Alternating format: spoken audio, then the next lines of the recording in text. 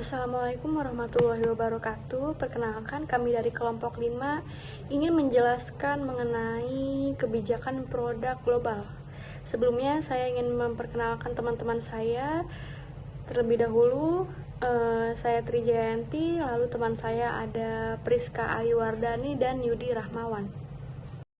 Apa sih pengertian dari kebijakan dan produk? Kebijakan sendiri adalah tingkatan yang dilakukan oleh satu pihak atau lebih untuk mengatasi masalah atau melakukan perbaikan. Lalu produk sendiri memiliki peran penting dalam inisiatif pemasaran global.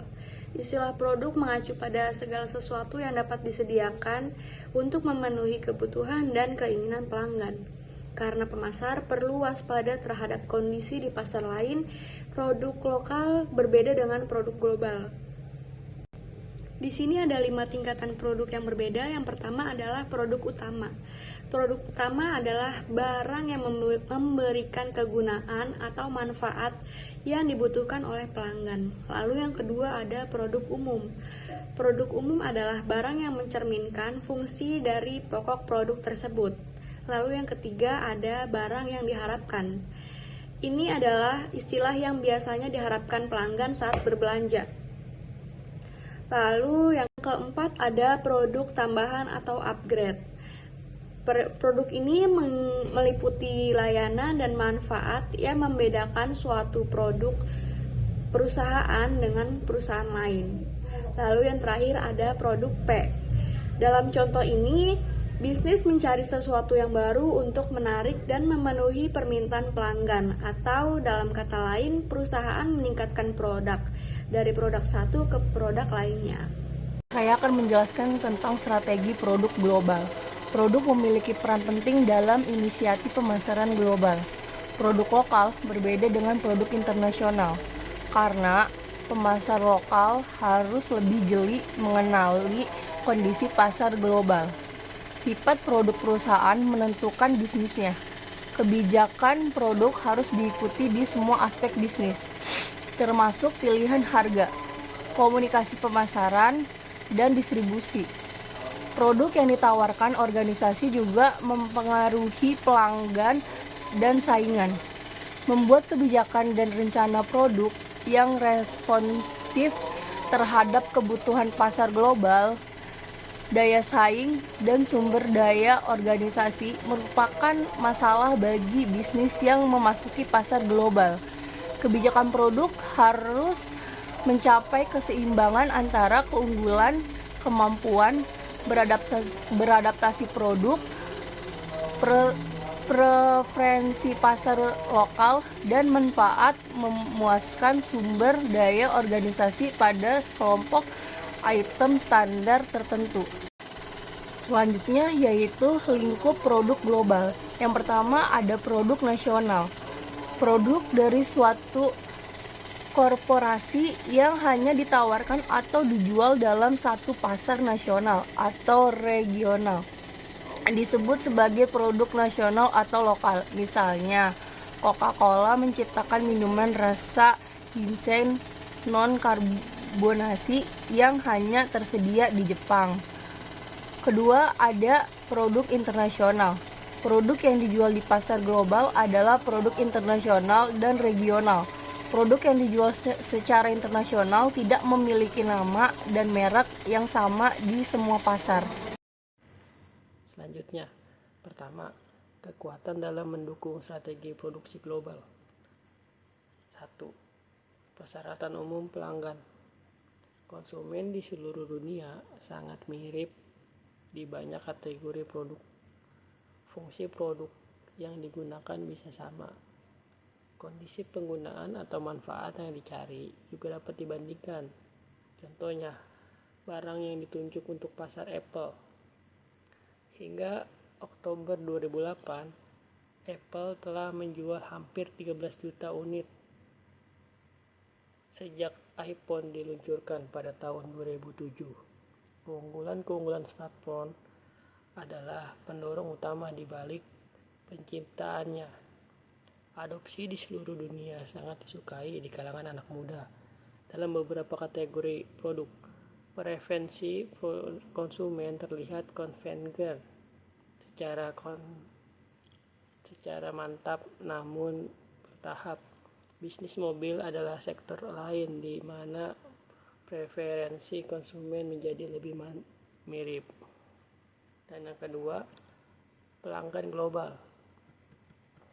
Globalisasi dalam pemasaran bisnis ke bisnis mengacu pada fakta bahwa banyak organisasi, termasuk beberapa perusahaan yang sangat besar, merupakan cabang dari perusahaan multinasional dengan klien internasional.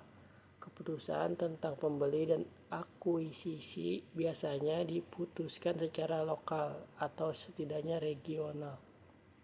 Pelanggan ini karena mencari layanan atau barang yang terkait dengan tren global. Dan yang ketiga, skala ekonomi. Dalam kebanyakan situasi, gerakan standarisasi disalahkan atas skala ekonomi. Dalam manufaktur global dan distribusi barang, penghemat sering dilakukan untuk meningkatkan produktivitas untuk memangkas biaya produksi yang pada awalnya menghasilkan harga klien yang lebih rendah. Pesaing memiliki keunggulan kompetitif yang sangat besar atau pesaing di pasar lokal atau regional. Mereka berkat strategi skala ekonomi. Bagaimanapun telah kehilangan dukungan di banyak bisnis. Teknik manufaktur seperti produk just in time atau JIT dapat manufaktur fleksibel telah mengubah penekanannya dari skala ke tempat waktu. Dan yang keempat, waktu ke pasar. Inovasi tidak cukup di beberapa industri untuk mempertahankan daya saing. Selain itu, bisnis perlu mencari cara untuk mempercepat proses pelancaran produk baru untuk produk dalam strategi short killer. Hal ini terutama berlaku perusahaan dapat memotong investasi produk dan proyek, mempersingkat waktu pemasaran dan dengan berkonsentrasi pada penelitian dan menggabungkan pengembangan produk baru. Yang kelima, perjanjian pemasaran regional. Pemilik aliansi pasar regional seperti pasar tunggal Eropa mendorong bisnis. Perjanjian pemasaran regional. Pemilik aliansi pasar regional seperti pasar tunggal Eropa mendorong bisnis untuk meluncurkan produk di pasar ini atau merestrukturisasi produk mereka saat ini menjadi merek regional yang kohesif. Bagian dari tujuan undang-undang yang menghasilkan penghapusan pembatasan perdagangan di dalam Uni Eropa pada Januari tahun 1993 adalah untuk menciptakan pasar tunggal Eropa di berbagai bisnis. Hal ini juga dilakukan untuk menyelesaikan standar teknologi.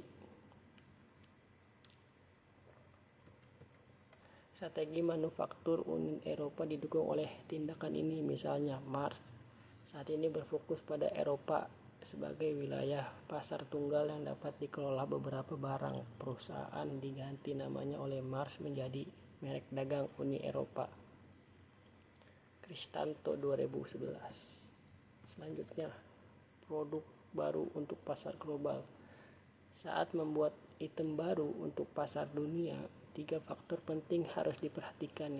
Yang pertama adalah permintaan barang baru yang dapat diperoleh melalui klien, vendor, saingan, wiraniaga, bisnis, distributor, dan agen, serta eksekutif kantor cabang, eksekutif kantor pusat, sumber daya manusia, dan pengamatan pasar langsung. Kedua, penciptaan departemen produk. Produk baru internasional dengan 4 tanggung jawab utama berikut. Yang pertama, memastikan bahwa semua sumber informasi terkait digunakan untuk ide produk baru. Dan yang kedua, menyaring ide-ide tersebut untuk mengidentifikasikan kandidat untuk penelitian selanjutnya. Dan yang ketiga, menyembunyikan dan menganalisis ide produk baru yang dipilih. Dan yang keempat, memastikan bahwa organisasi berkomitmen untuk memfokuskan sumber daya pada kandidat produk baru yang paling menjanjikan dan serta konsisten melakukannya. Ketiga, pengujian produk di pasar domestik untuk mengantisipasi potensi masalah. Sebelum memulai rilis pasar baru dalam skala penuh, penting untuk menguji produk di pasar. Selanjutnya, Jadi untuk kesimpulannya adalah produk memiliki peran penting dalam inisiatif pemasaran global. Selain itu, karena dengan desain dan modifikasi, produk dapat meningkatkan penjualan, pemasar perlu melatih kreativitas. Di bidang ini, selain rencana perluasan pasar, strategi mempertimbangkan cara untuk memperpanjang siklus hidup produk. Kebijakan produk berlaku untuk semua area perusahaan, termasuk penetapan harga, komunikasi pemasaran, dan distribusi. Produk yang ditawarkan organisasi juga mempengaruhi pelanggan dan saingan.